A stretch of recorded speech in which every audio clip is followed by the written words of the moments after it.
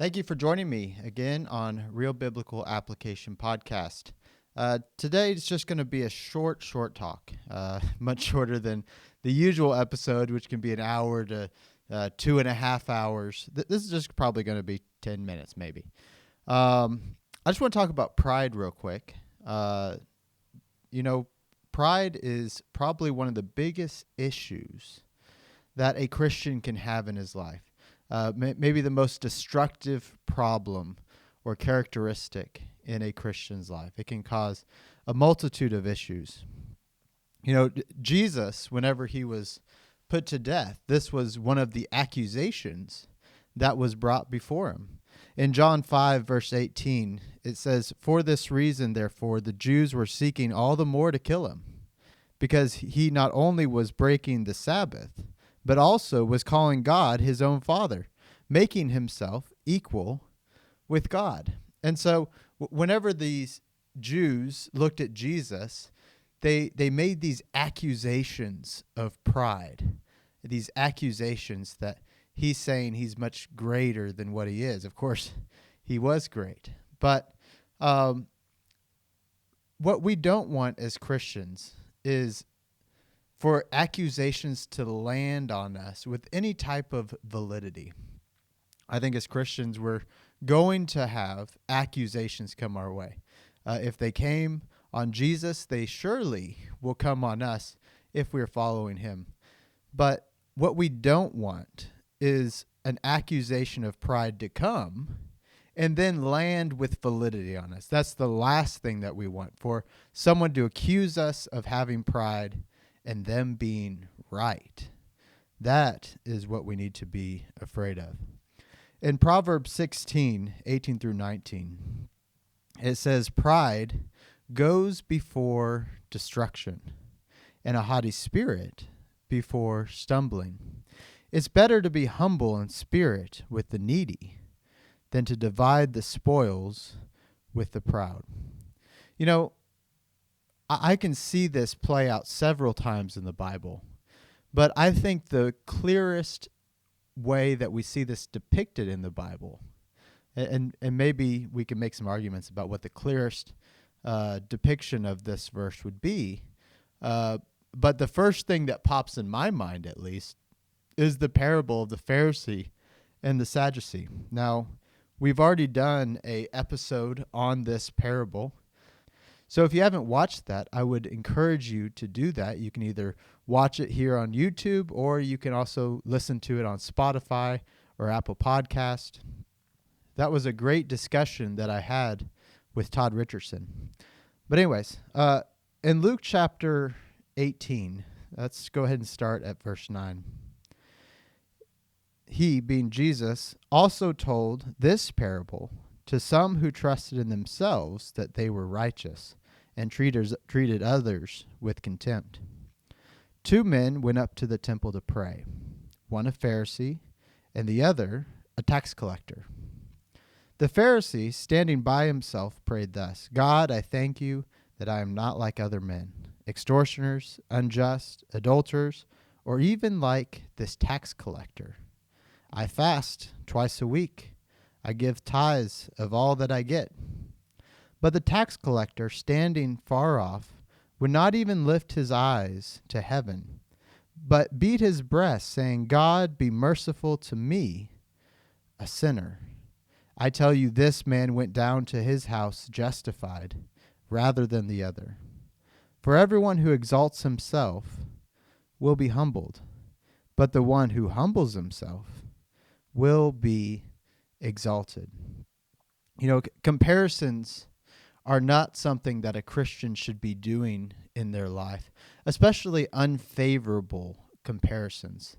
You know, we can go through life and compare ourselves to others. I'm glad I'm not like this person. I'm glad I'm not like that person. Or I'm glad I made better decisions than this person. We might see someone who's homeless and say, "You know what, I'm glad that I'm not in the situation that he is." And whenever we say that, we're trying to bolster ourselves and say, "I'm in a better situation than this person."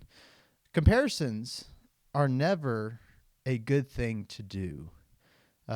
We shouldn't be comparing ourselves to others. And like I said, especially putting them in an unfavorable light.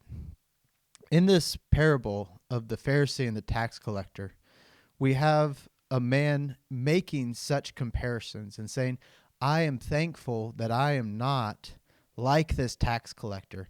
And then he even goes on to list some ways that he's better than this tax collector. I do this, I do that. And what he's really trying to accomplish here is he's trying to point out his religious superiority and say, I'm better than this person religiously because I do X, X, X, and X. And we can fall into that trap also. We can look at people who do things different than us, or maybe even believe things different than us, and say, at least I'm not like that person. At least I have all my T's crossed and my I's dotted. And we can fall into the same exact trap as this Pharisee when we're comparing ourselves to others. And this is not healthy. And notice that it's not the man who's doing all the great things and crossing all the T's and dotting the I's that goes home justified, but it's the other man who has the humility to say, be merciful on me because I do not have my T's and I's, or my T's crossed and my I's dotted. I need to come up with a different analogy there. That's going to be hard to say. But you get my point, is that the person who's imperfect and recognizes his imperfection is the one who's justified. But the one who is, by all accounts, doing maybe the most right, we might say, but has a poor attitude, well, that person's not going to go home justified, because in the Christian life, in our Christian life, in our walk, all of us are imperfect.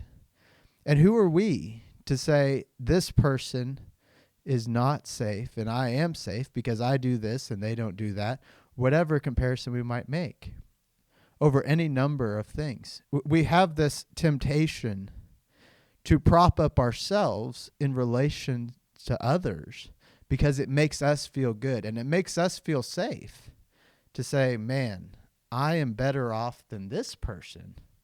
Therefore, I can feel safe in that. I can have a peace of mind because I'm ahead of this person in this way. When really, they may be ahead of us in another way, and they would be able to do the same. And so these types of comparisons are not healthy. In Jesus' Sermon on the Mount, he gives these paradoxes in the beginning. We call them the Beatitudes. He says, blessed are the poor in spirit, for theirs is the kingdom of heaven. Blessed are those who mourn, for they will be comforted. Blessed are the meek, for they will inherit the earth. Blessed are those who hunger and thirst for righteousness, for they will be filled. Blessed are the merciful, for they will be shown mercy. Blessed are the pure in heart, for they will see God. Blessed are the peacemakers, for they will be called children of God.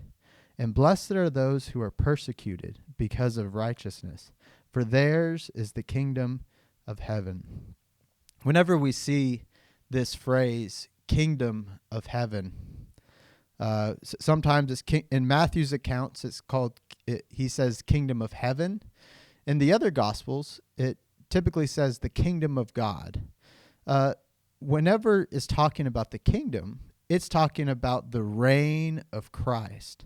All things that are in subjection under him. Now, the human aspect of the kingdom would be those who are in the church, those who have been added to the church. And so the human aspect would be those who are part of the church.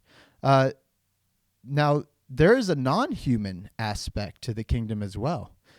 Christ is reigning over everything. All the planets, every blade of grass, every tree, every animal, all these things are in subjection to him. And even those things that are spiritual, all angels are under his authority as well. whenever we come to Matthew 28, he says, all authority has been given to me in heaven and on earth. And so he's reigning over all.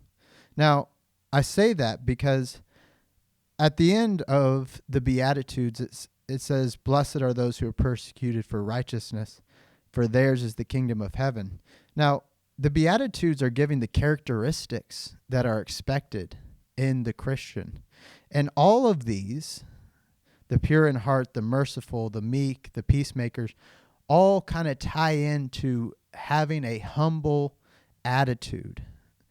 Pride has no place in any of these Beatitudes. You cannot accomplish being these things with pride in your life. Augustine said this, if you ask me concerning the precepts of the Christian religion, I will answer first, second, and third, humility.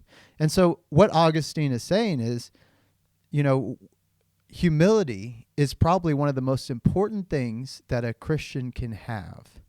Because at the root, at the base of everything is humility.